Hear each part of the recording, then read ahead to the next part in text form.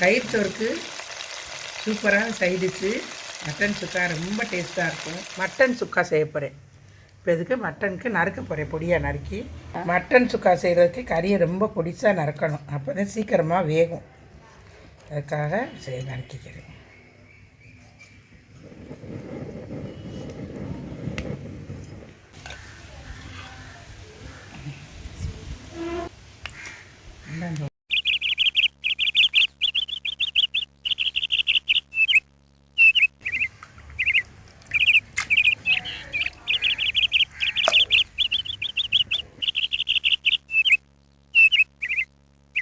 Paste போடுறேன். முதல்ல இஞ்சி பேஸ்ட்டை போட்டு கறியை போட்டுறேன். இஞ்சி பேஸ்ட்டு போட்டு கறி அள்ளி போட்டிருக்கு. கறி கொஞ்சம் வதங்கிக்கிட்டு இருக்கு. இப்போ வந்து மிளகு சீரகத்தூள் கொஞ்சம்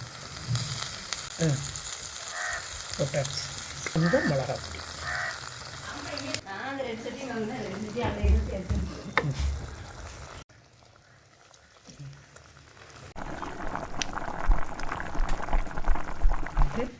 சுக்கா செஞ்சாச்சு.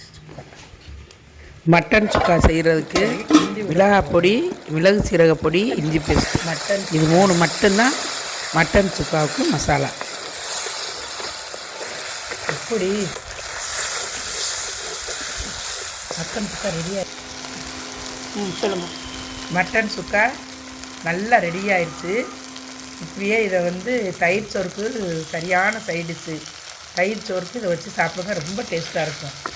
நீங்கள் இதே மாதிரி செஞ்சு சாப்பிடுங்க. இந்த தயிர் சோறுக்கு இந்த மட்டன் சுக்கா நல்லா அழகாக எண்ணெயில் நல்லா பிரிஞ்சு அழகாக வெந்துருச்சு. கறி நல்லா வெந்துருச்சு.